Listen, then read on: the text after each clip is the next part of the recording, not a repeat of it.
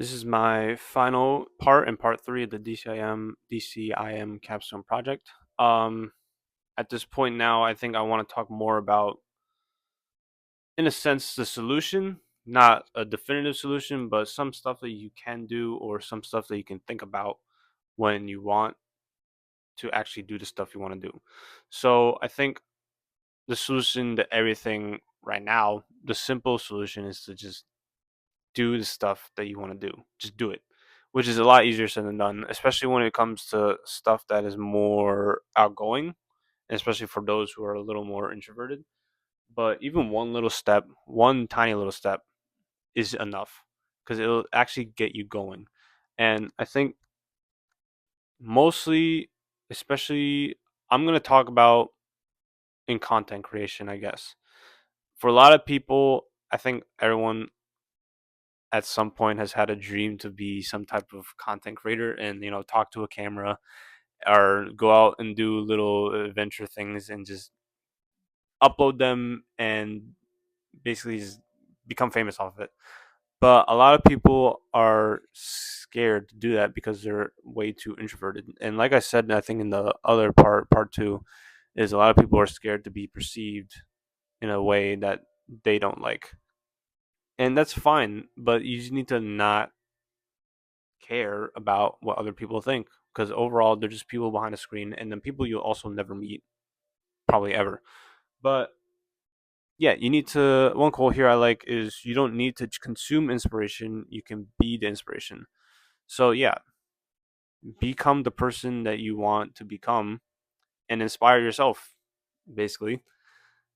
uh you know Doing the stuff that you do, you'll find that you're probably going to be on the same level as the people that you were inspired by at some point soon. It'll take some time, but you know, just keep going at it, and you'll realize that you're at the same level. And maybe at some point, you can think about doing other things too. I also like to mention that you should probably do things one at a time because doing having multiple goals is fine, but you shouldn't overwhelm yourself with all that stuff. But okay, another point is that you need to take a step away from all the TikTok scrolling and social media, which is also a lot easier said than done because one quote I like here from the JulianCarson.com. This is one of my sources. The problem isn't social media itself, it's what it takes from you, your time, focus, and your peace. Which, yeah, I mean, social media in general is fine. It's not great, but I think overall, when it comes to all the stuff that I talked about in terms of being distracted and attention span, social media is partly to blame, but I think it's also majority your fault because you're letting it happen. It can easily be stopped at any time, but you keep going back. I know social media at this point has like some type of grasp on people's minds at this point, and it's really hard to get away from because it's some sort of addiction in a sense. But yeah, there's got to be some type of balance. So yeah, another quote I have here from the Scientific American is, reducing social media time even by 30 minutes can significantly improve your well-being.